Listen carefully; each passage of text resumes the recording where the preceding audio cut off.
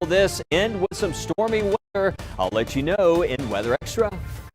Plus, while there will be another hurricane, while there will never be another Hurricane Melissa in the Atlantic Basin. And how a wife's hunch helped save her husband's life when he was out snow skiing. Live on your side. First Alert Weather Extra starts right now. And welcome into Weather Extra. I was just telling Tania we were talking about some of those temperatures today. Tied a record of 83 in Tuscaloosa from 1976. And we may beat records tomorrow, Wes. Tell us about it. Yeah, it's going to be close out there. I mean, mid-80s coming back next couple days. You start thinking about those kind of temperatures like, okay, average high 64 this time of the year. Is this going to lead to some very active weather? At the moment, the weather for us stays very calm. We get to enjoy some of these warmer temperatures this evening. We're in the 60s and 70s out there. Overnight lows tonight for us will tumble into the 50s again. A mild start to the day early tomorrow. Not seeing rain in our area. Still seeing some of those signatures on radar where we may still have some prescribed burns. We had the story earlier about the wildfires. We've been talking a lot about that lately, but that's not precipitation for us at the moment. Now to the west, there are some pop-up storms back into Mississippi. A lot of this to the west of Interstate 55 back across the Mississippi Delta, tracking towards the north there around places like Indianola and Greenville, or Greenwood, I should say. But this is actually what it's going to look like for us, I think, by Friday. And perhaps as we approach the weekend, we'll see a few pop-up showers in this southerly flow over our area. This is right around this bubble of high pressure that is keeping us mainly dry at the moment. But you can see where all the storms are firing up states west of us. This is where more organized severe weather is happening. And what a severe thunderstorm watch. I mean, that thing stretches from near Evansville, Indiana, all the way back to Dallas, Texas, where they're seeing right now a risk for some quarter-size hail damaging winds right now in the Dallas metro area. That's all well to the west of us at this time, but as we move into the next couple days, there's today, here's tomorrow, and let's take it in Friday once again. I mean, we're talking multiple waves of active weather. This is why we talked so much about this last week. Very active weather happening to the west of Alabama, and eventually what's left of some of this is going to move our way on Saturday. Now, first off, new data right now is telling us, I mentioned fog earlier. You can see that possibility is there at 7 o'clock tomorrow morning. So just want to show you what some of that new data is showing. Maybe a little bit of fog in the morning, but no rain showing up for tomorrow. Now by Friday, we could start to see some scattered showers and storms. But let's take this on into Saturday, this weekend. This is when we could see a more widespread coverage, perhaps some scattered showers and storms. So you see what happens. The system moves in and it weakens. So I'm not overly concerned as it sort of outruns the upper air support. That not really seeing a major organized risk of severe weather. Now, we still could have a couple of impactful storms with some locally heavy rain, perhaps some lightning, but this leaves the boundary stalled out over Alabama. And watch what happens Saturday. Things sort of settle down, maybe some leftover showers into the night, but notice by Sunday, as we go into the morning, after the weather sort of calms down, we could see some redevelopment in the afternoon. You see that? Right along that boundary as we start to heat up again. So that's why we're thinking some scattered storms Sunday, Monday, and Tuesday of next week. And of course, around the middle of next week, need to keep a close eye on that setup. But a lot that we are going to get into. But that is the next big thing that we are tracking in your First Alert forecast. Tania is coming right back to talk more about the temperatures out the door this evening.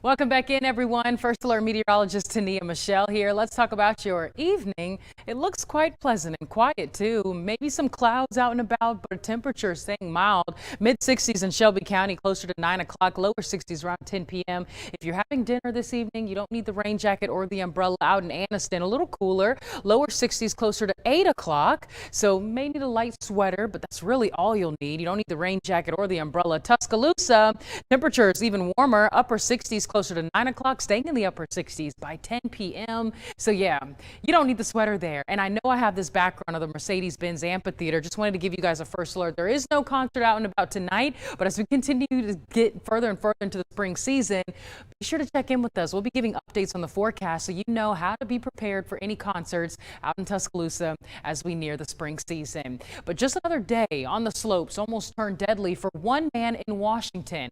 But his wife's intuition and helped him from his favorite tech saved his life. Jennifer Dowling has the story. Hey Siri, tell me the ski conditions at Stevens Pass ski area. These days, phones aren't just for making calls. Here's what I found. And watches aren't just for keeping time. Yay! Put it on my walking mode and it'll start going. And for Michael Harris last Thursday, his tech was watching out for him in a way he never imagined he'd need it. Can't live without a phone. Chest pocket for me. As he had many times before, Harris was skiing Big Chief Bowl in Stevens Pass, but this time the snow gave way. Because of that depth is that I was on skis and I got caught between two slabs. Realizing he was caught in an avalanche, he tried using a swimming motion to work his way out, but the slide was too strong. Harris avoided a boulder and slid into a snow hole where he stayed upright, but the snow buried him. The sensation was being encased in cement. Unable to move, he couldn't reach his Apple Watch or the iPhone in his jacket pocket. Signed, sealed, and delivered right here. So my wife was calling me, and when I was buried, I felt someone calling me. I felt it vibrate, and I could hear it ring, and yet my hand couldn't get to it. Down in the hole, he thought of his wife and kids. So I'm a religious guy, and so I started praying to a higher power, right? And I said, God, I'm in trouble. I don't know if anyone's going to know where I'm at, but I can't get out of this on my own. His wife Penny says it was around that time that she felt the urge to check Mike's Find My iPhone app. You get a feeling that something's just not right. I followed my intuition. I saw his location and checked it a couple times. It wasn't moving. She contacted the ski patrol and drove up to wait for them at Stevens Pass. They used the app location to find him several feet down with the help of his iPhone and Apple Watch. Now I'm just blessed and happy. He was rushed to the hospital, treated for hypothermia, a broken bone, and other injuries. That shows the fracture. And then here's the repair. His family created an online fundraiser to help with medical bills, and the hospital staff started calling him the Miracle Avalanche Man. I was inches away from the thing that could save my life, and I just couldn't get there. And yet, because she knew how to Find My iPhone, I'm here today. Sometimes help arrives right on time, and if not for his family and his tech, he might not be here today. I feel like I got a second life because I got him. In that moment, the only thing I wanted was to see my wife for 30 years and my 4 kids. I didn't care about anything else. And, that's a big takeaway for me, is the things that matter are the things we need to be focusing on. And so, they're important to me. They're even more important to me now. Bloom with a view. Coming up, how earthquakes may be supercharging plankton in a remote part of the ocean and what that means for the rest of the world. Explore the wonders of weather with Weather in the Classroom. Scan the QR code now to help your kids soar to new heights with Soar with 6.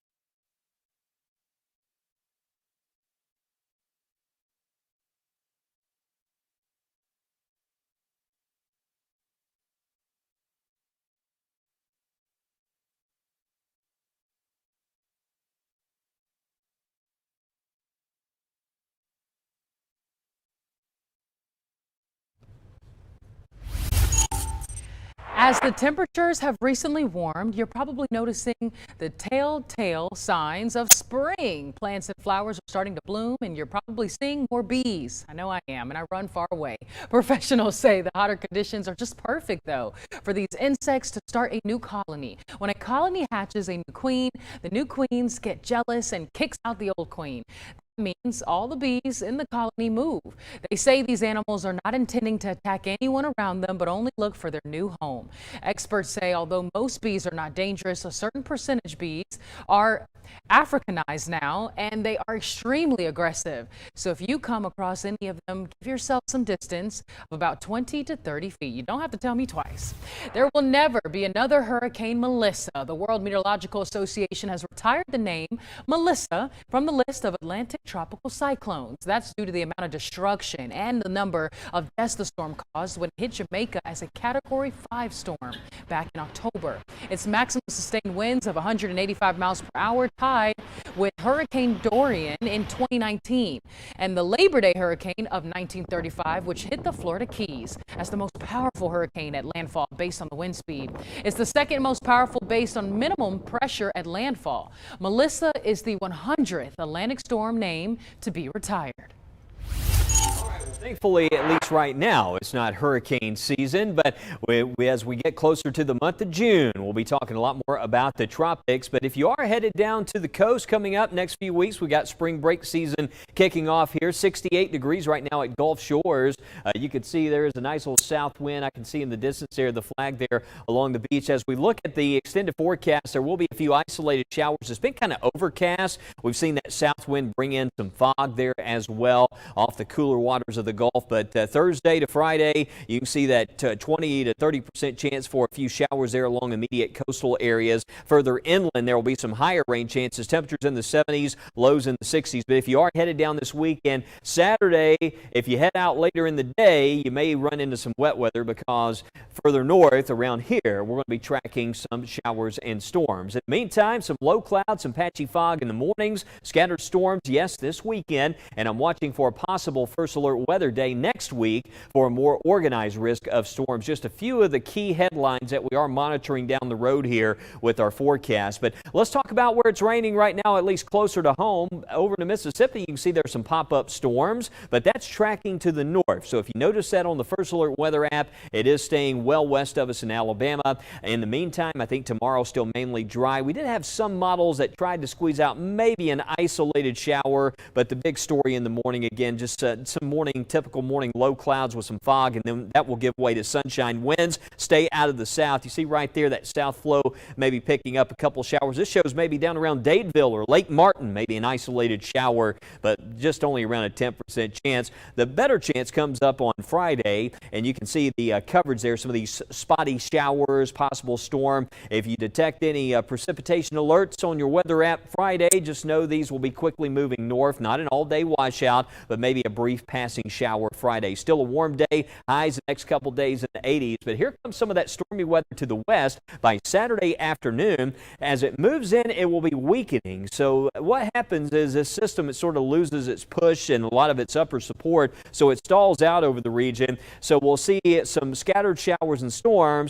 gradually settling down, and then maybe some redevelopment as we go into the day on Sunday during the afternoon. Now next week, I'm watching around the middle of the week. When we look at some of the forecast instability, I'm seeing some indications here around Wednesday and next week that we could see maybe a more potent cold front impact the region, and with instability, a bit more of an impactful system there could set up there. We're talking a more organized risk of storms. So this is the same setup we've been talking about for several days. Some models still not totally bought in on this scenario. We'll just keep an eye on it, just making sure you have the first alert to check the forecast over the next several days as we monitor what's on the way for next week. Behind that, we could see a cool snap. We're not talking a major drop in temperatures, but we could see some lows at night back into the 40s. So we'll be watching closely down the road here. But again, this weekend, Friday, Saturday, and Sunday, We see elevated rain chances. And again, not a total weekend washout. I'm seeing Saturday afternoon and evening, a good chance for some showers. Things should settle down overnight Saturday and into Sunday morning, but some scattered storms by Sunday afternoon. And then maybe some pop-up storms and showers Monday and Tuesday, something a bit more organized. You know, we go from 80s to highs in the 60s. That is a fairly sharp cold front there, so we'll be watching the setup into next week. But it's very spring-like, Tania. We've got the pollen in the air. We're already talking about scattered pop-up showers and storms and warmer temperatures over the next several days. Oh yeah, Wes, it's giving early summer at this point, but hey, get out and enjoy it. We've been so cold for a longer period of time, so enjoying these 70s and 80s, I'm not mad at it if you get outside and soak up a little bit more vitamin D. Look at our temperature outlook March 12th through the 18th. We're slightly above average, but not overly above average. We're still going to be seeing temperatures. Highs, our average this time of the year is low 60s, and we were just showing a forecast mid-60s possibly by next Thursday. It's still just a little bit above average.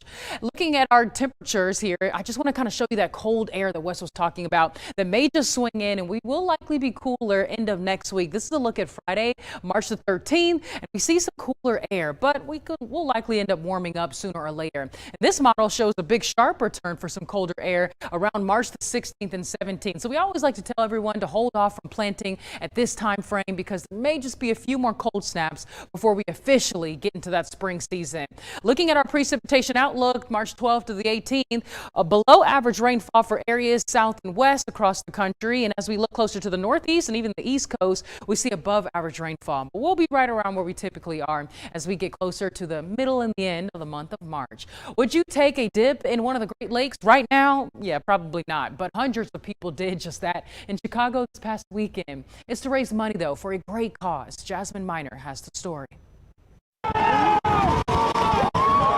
It's called the Polar Plunge for a reason. Just like helping others out. For Matt Buck, he knows firsthand that the cause is worth getting a bit wet for.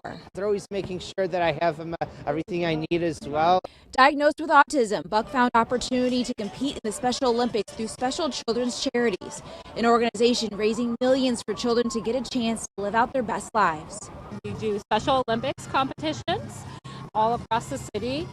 We also do life enrichment, so we offer things such as online cooking courses. We do special rec, and then we have a partnership with Second City, and we offer camps throughout the summer as well. I never thought you would get those opportunities, you know, when you kind of suffered through the early organized sports days when he was a kid and crying in the field with t-ball, and then to find his niche with Special Olympics has just been incredible.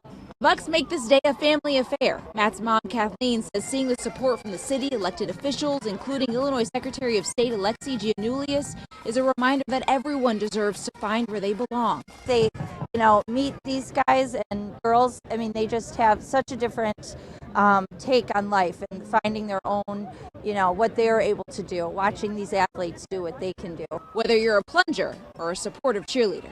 Watch these people jump in. Oh my Mom's staying dry. God. Mom's staying dry this year. They may be small, but billions of them make our ocean ecosystems go round. Dan Smith shows you how tiny plankton far out at sea may be fueled by an unlikely source.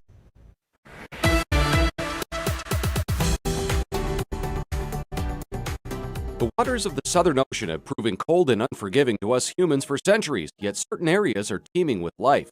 Phytoplankton are the base of the marine food web, providing nutrients to countless species immediately or up the chain. These microalgae also feed on iron. The Southern Ocean is so huge that iron can become very scarce the farther out you travel. Iron mostly comes from dust inputs from the wind, picking up dust on the continents and depositing it. Dr. Casey Shine at Middlebury College says global dust patterns aren't enough to account for some massive blooms that thrive in the large expanse of the southern hemisphere seas. A previous paper put forth that hydrothermal vents in the ocean floor promoted the blooms in this region instead. Dr. Shine and crew took it a step further and found a whole lot of shaking going on. This paper is saying that we can actually predict that changes in surface phytoplankton are related to earthquakes. So based on recent earthquake activity, we can predict changes in surface production. Dr. Shine says, like a lot of us, she and a colleague got bored during the initial COVID years. Some people did sourdough starters. They took a different tack. While we can measure changes in hydrothermalism, these vents were only discovered in 2015 and wouldn't have a long record even if we did get good instruments on them immediately. The earthquakes provided an extra piece to the puzzle, supercharging those blooms by releasing plenty of iron and other nutrients locked in Earth's crust. There's a bit of a cause and effect kind of chicken and egg thing, whether the earthquakes cause the changes in hydrothermalism or the changes in sort of the fluid associated with hydrothermalism causes the slip that creates the earthquake. But the association was undeniable. There are many well-established plankton blooms in this part of the world, mostly on continental shelves, but this one lies halfway between New Zealand and Antarctica, about as in the middle of nowhere as you can get on Earth. Dr. Shine says there are slow seeps and larger eruptive events, but it's tough to pin down what kind is feeding this particular bloom, roughly the size of the earthquake capital of the country, California. This is an extremely remote part of the ocean, and an extremely rough part of the ocean. So studying them is quite difficult. Extending the earthquake catalog here is a solid next step, with most below a magnitude 5 largely missed. The planet is getting more instrumented every day, so hopefully these things will kind of start to fill in the gaps and give us more data in places where we are quite data poor. Dr. Shine says these studies are critical for understanding how larger marine life like whales can survive such harsh conditions, using these blooms as rest stops of sorts before moving on. Early in the season, it's just like a wall of sea ice between them and those very productive feeding grounds. It is incredibly important, these blooms, these sort of concentrations of productivity before you get to the sea ice, because then they have to go under the sea ice and they're not going to encounter food for a long time. Substantial sustenance at the surface thanks to seismic shifts in the seafloor. For this week's Moment of Science, I'm Dan Smith. Download the WBRC streaming app and watch WBRC News Now, weekdays at 3:30 p.m. and 7 p.m. Search WBRC wherever you stream.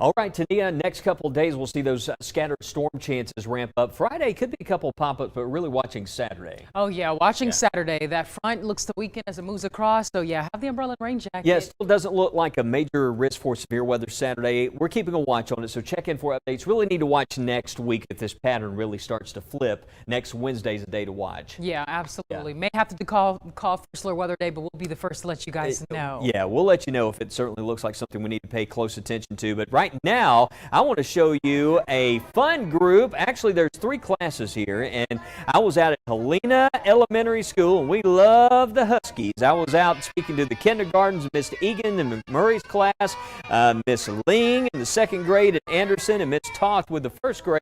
And it's Read Across America Week, so Mike was actually there, Mike Dudley, earlier. But I missed Mike. I didn't see him, but I saw where Mike had signed up, and he was there earlier today. But I know everyone's been doing a lot of reading this week, and that's what it's all about. But just great seeing the kiddos today. And look at these pictures, Wes. This was a sunset in Jemison. Brian Stevens sent in that beautiful picture. Lovely views out there with this nice weather and that moonrise over Logan Martin Lake. And it's called the March Worm Moon. And that's because the ground thaws this time of the year. Is where it gets its nickname. That was from Lori Vest. And that was that lovely reddish glow again last night. Right around sunrise, we had a lot of haze. So that impacted the sunset and the moonrise. Oh, yeah. We've got more updates on rainstorm chances for this weekend tonight at